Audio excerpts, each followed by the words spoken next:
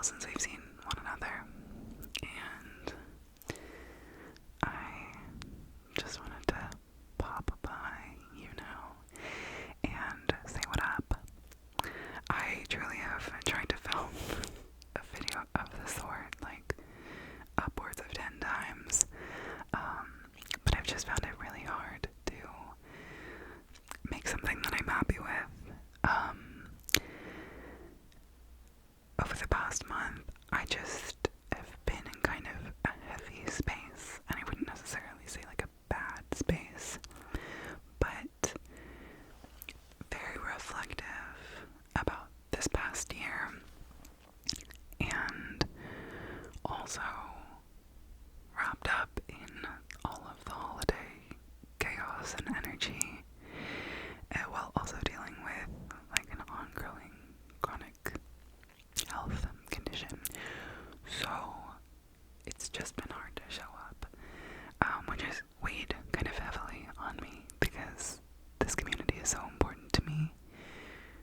I enjoy making videos when I can, and I've been really wanting to make something that just feels like good to make. So today I thought I'd try something like slightly different, but really like in the vein of the energy that I have been like working with and feeling recently. As I said, I've been feeling super reflective. If you've been around for a little bit, you know that this past year has been like the hardest year of my life. And in reflecting on it, I just, have been brought into that heavy space of like, oh man, shit's been hard. And wanting to like honor myself in that I am still here and have made it through all of that, and also honor the grief that is still present, and that energy has not really led me to making videos that are like fun and full of holiday cheer,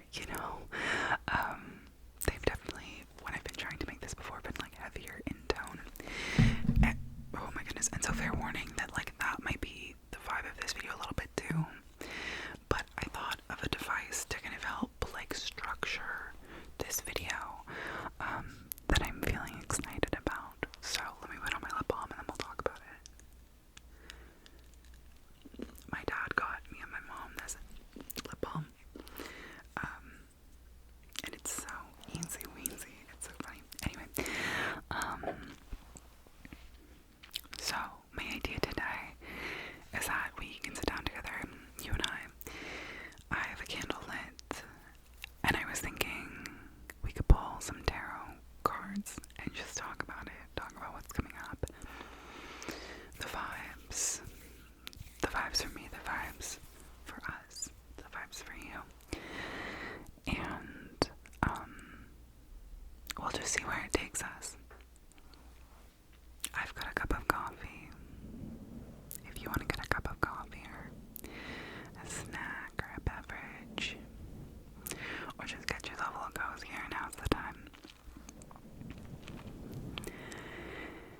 And as always with kind of any spiritual practice, engagement, it's a real, like, take what resonates with you, leave what doesn't.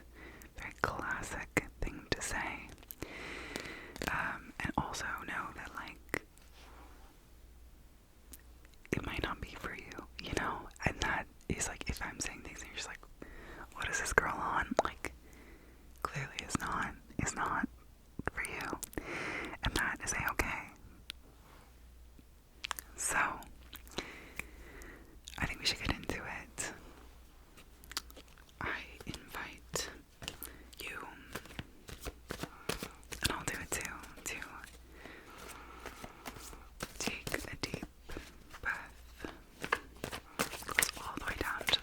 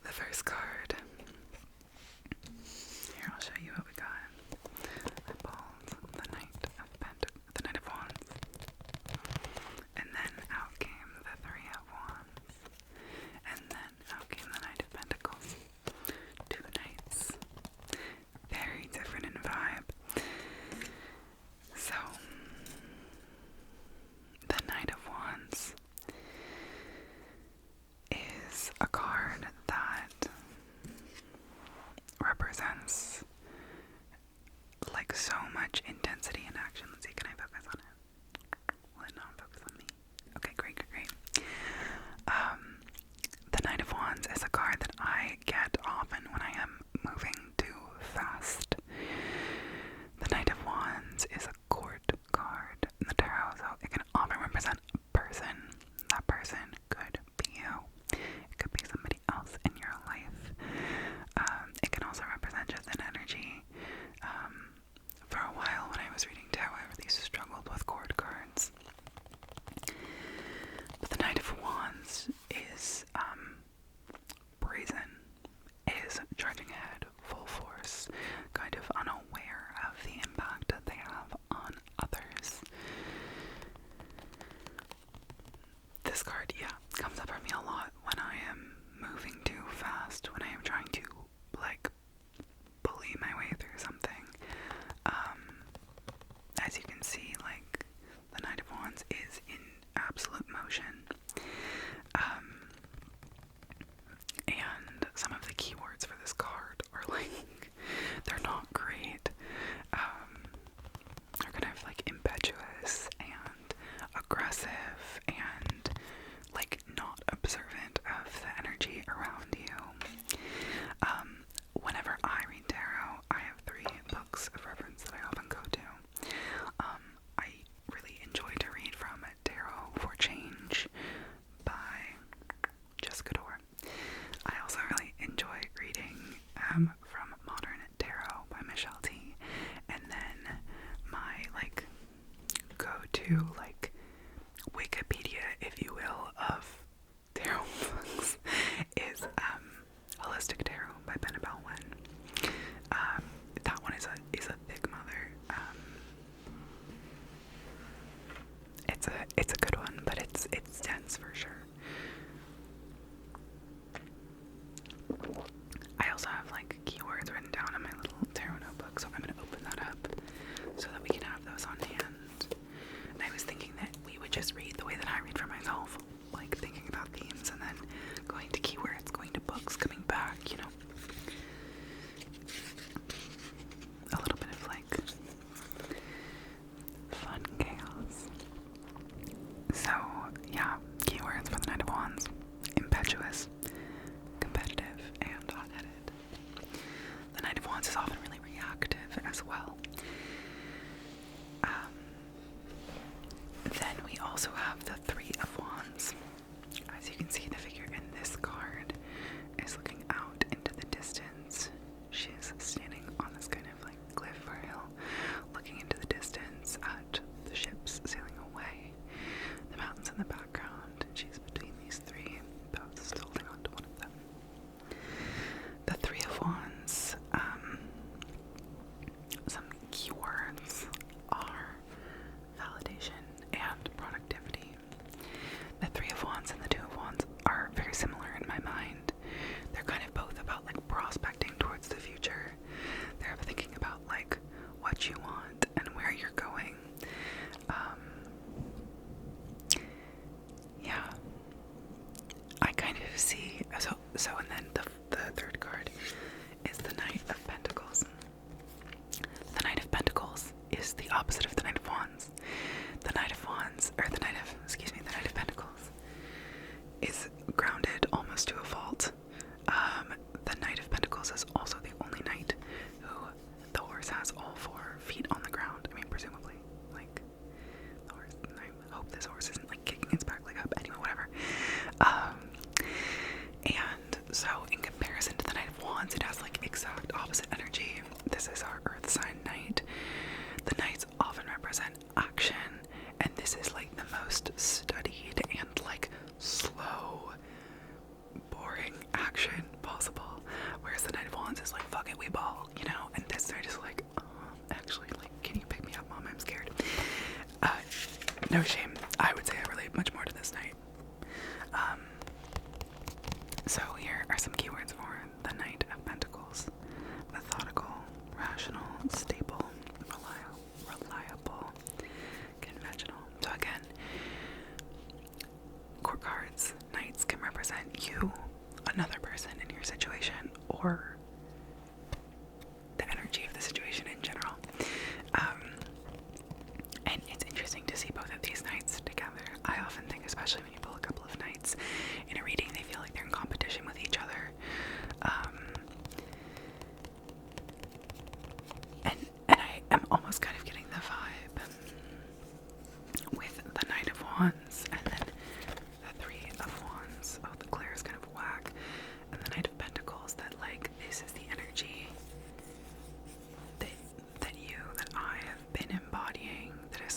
pushing through. Like always the Knight of Wands feels like it's, like riding, like pushing. And yet we also kind of have this reflection, this kind of like, what do I actually want? What do I actually need? And that, in its essence, is the Knight of Pentacles, is this kind of more slow and steady kind of approach to life, to your situation, to whatever is like on your mind, whatever comes to your mind when you're thinking about the situation, right? I feel like whenever I'm hearing a tarot reading, immediately a certain situation in my life will like come to mind. And so I'm kind of reading this as like there's this internal drive for movement, for like go, and yet there's also this knowing, this kind of like idea, this process towards slowness, towards stillness, towards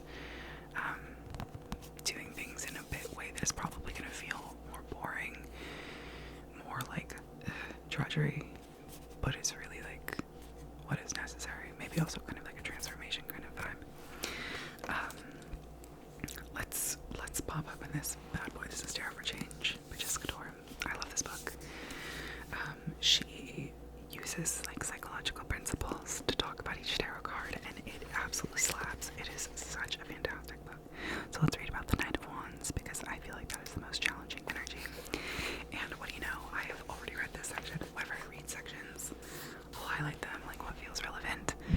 So of course, I've already gotten this card. I get this card kind of a lot. I'm in Aries mood, and I feel like the Knight of Wands is often like my fire sign moon being like, let's react. Anyway, alchemists often used the triangle to symbolize fire. This was according to historian of art and the occult Fred Giddings.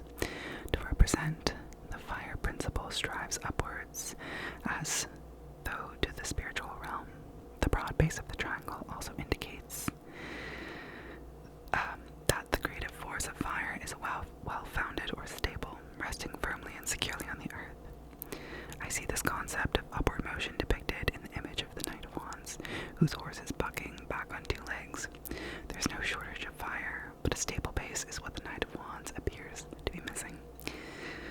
There are two folk interpretations that stand out in my mind about the Knight of Wands, and they are either that something's about to get upended or that someone's afraid of commitment. I don't like hard and fast rules for interpretation, but I often use the stages of change model to work with the court cards, the page, knight, queen, and king. While the page is in a contemplation phase, thinking about making a change and feeling inspired to do so, the knight is pulling together resources and taking action, as symbolized by the fact that all the knights in the tarot are on horseback. Movement is happening. The Knight of Wands' wild and unbridled appearance here might not sync up with our mental image of preparing and taking appropriate action, but in truth, this is what making change often looks like and feels like. If the Wands suit relates to the spark of vitality in each of us, and the change we're making is about re-establishing our connection to that often elusive but transformative flame, the one that drives creativity, fuels passion, and gives meaning to our lives, the Knight of Wands tells us, first off, that this might need to get a bit messy. An understanding of the Knight of Wands as having to do with breaking up stagnation is also relevant here. When it feels like you're locked inside an ice house, the emphasis should be less on the specific dance steps you're going to do to stay alive, and more on the fact that you're dancing at all, because movement is what's going to generate heat. Heat is what's going to get the ice house walls melting, and melting is what's going to keep you alive. It might be a while of just doing weird random dances, watching diligently for the walls to start sweating, and relentlessly praying that a patch of sky will poke through. A degree of faith in the unseen is needed. That's a big message of the Wand suit, I agree. And this is also where the idea of the Knight of Wands as relating to commitment comes into play. When people who felt stuck a long time finally do take action to get unstuck, they sometimes get so comfortable busting up routines that it creates a new kind of stuckness in reaction to the terror of ever getting stuck again. Oh, wow, I have chills. That is so real. They start to see everything stable as an ice house and conflate security with being confined, so they dance endlessly, but without any grounding, like a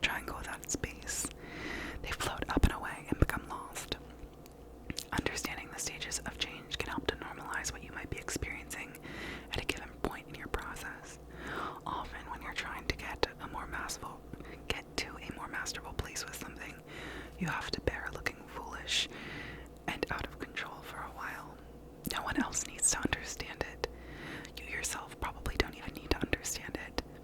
In that early process of reconnecting with our spark, whatever it is, that will thaw the frozen parts of our lives and give our days warmth again, we could get carried away, go overboard. We might fan the flames too much and torch the nourishment.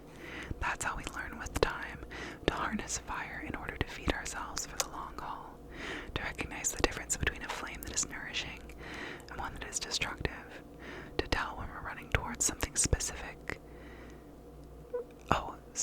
To tell when we're running towards something specific from when we're simply on the run. Chef's kiss. Yeah. And I think I was describing the Knight of Wands initially as pretty negative.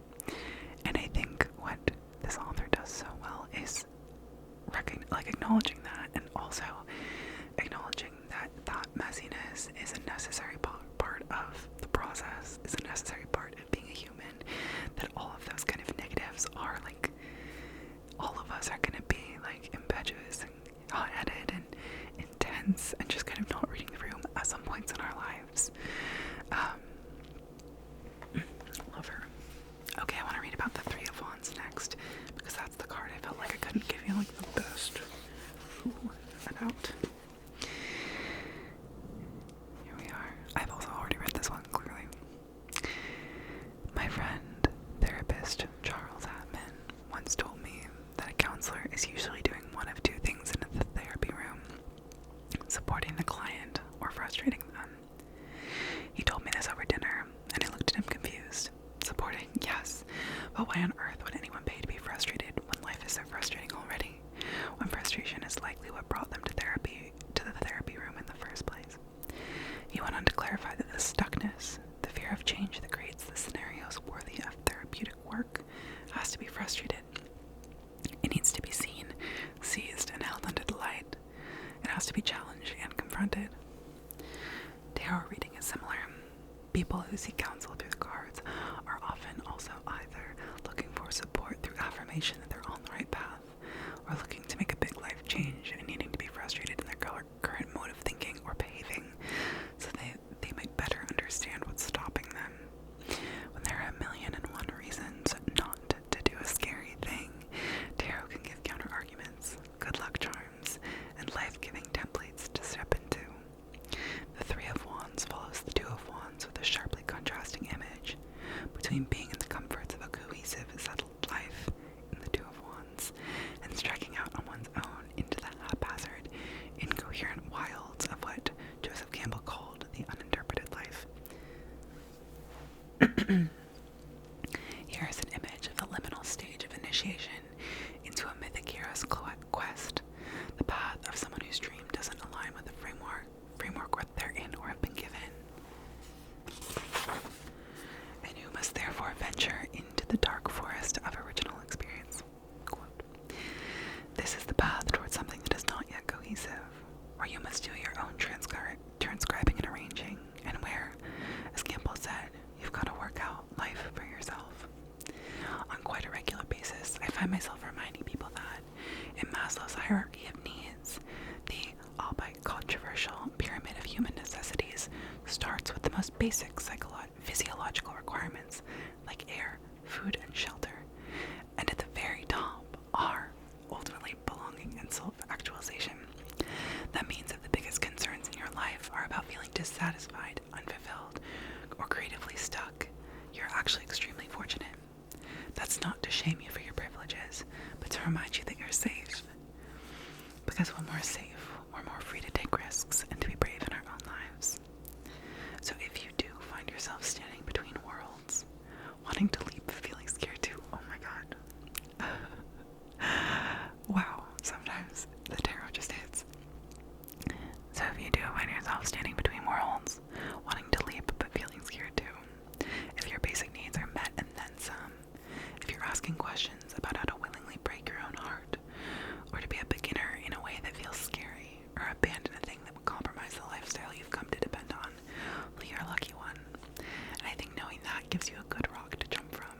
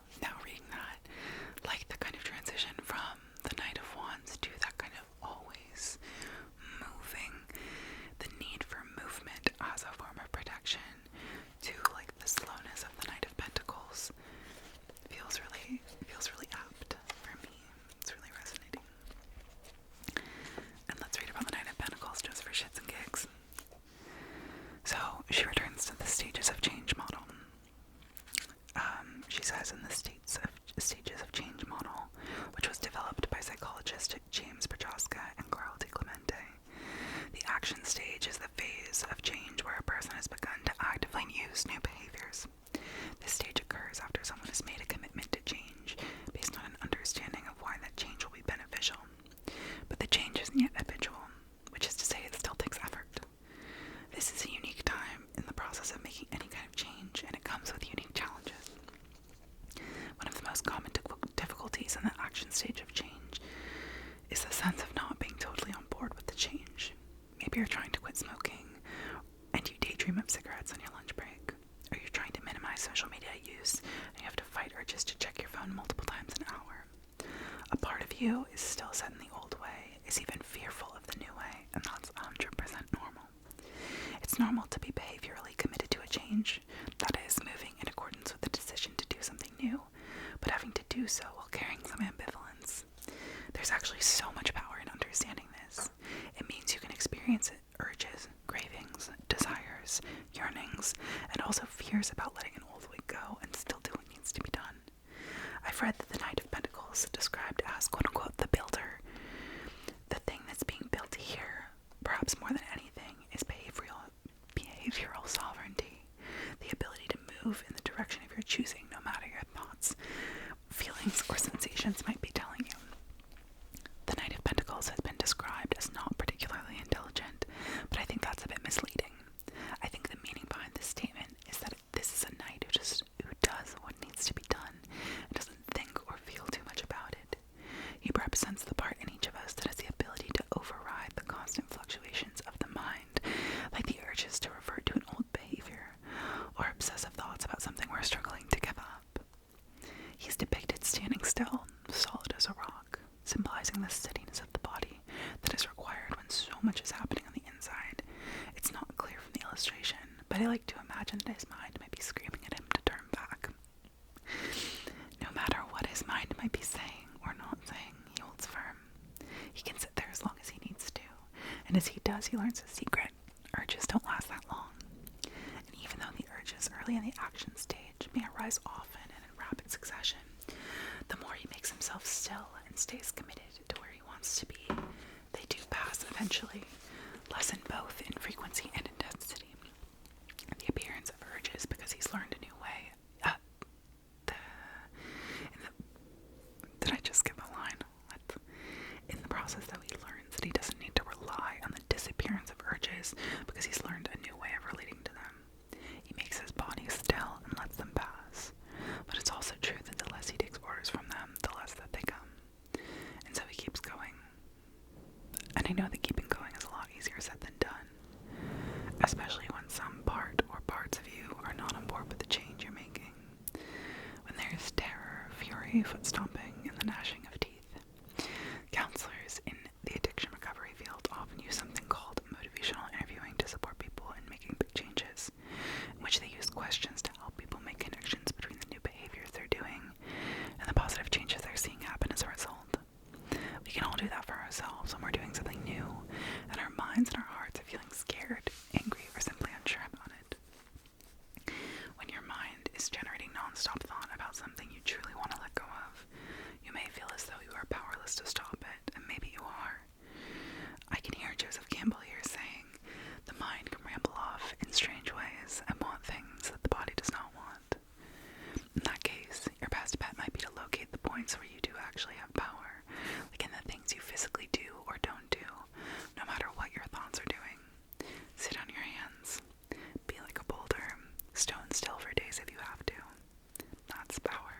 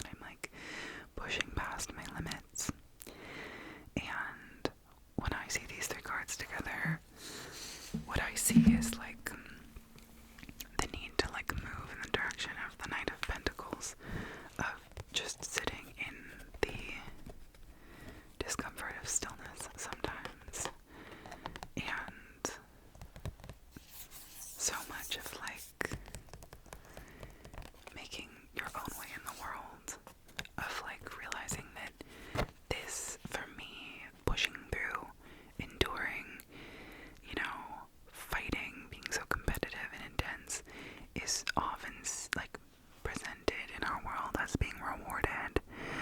That people who endure, people who push through, people who do that, like, are so rewarded. And that's like what our stories, what our like cultural like narratives give us. And so much of the work that I have done this past year and continue to do revolves around like how do I resist that? How do I resist the kind of cultural narrative to like push through pain, to push through discomfort, to push through illness, and instead, you know, be really gentle with myself, be really kind with myself, allow there to just be stillness and intentional care. You know, I also see like the Pentacles sign is so much about growth, about nurturance, about the like physicality of our bodies, and like the very tangible things in the world. And the Suit of Wands represents so much more of like the creative forces of the mind, the heart, the passions, the like drive in our bodies, but not necessarily in our physical bodies, like coming from the mind and the heart and the spirit.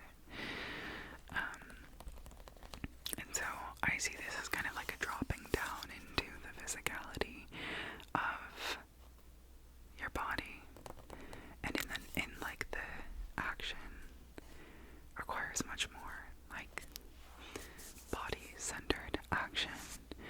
And so I almost see that as like, you know, just being present with the sensations in your body, regardless of what your situation may be. It probably is different from mine. That's usually how this kind of goes.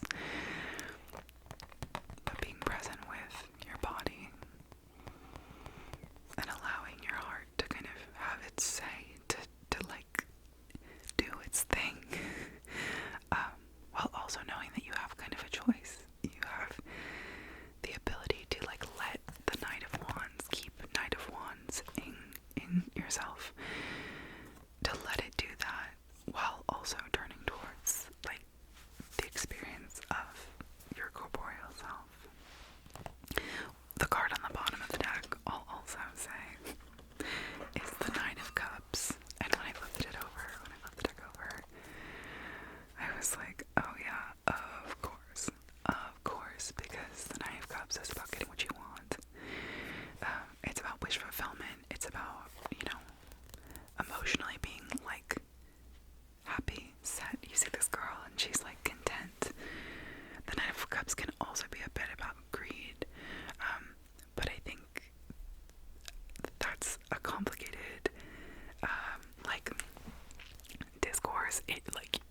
A complicated point, because so many of us are so used to putting away our own desires, putting away our own needs, where being fulfilled can often feel like being greedy or asking for too much. And so seeing the Nine of Cups on the bottom of the deck, I was like, right, because like it's like this all rides on like finding and getting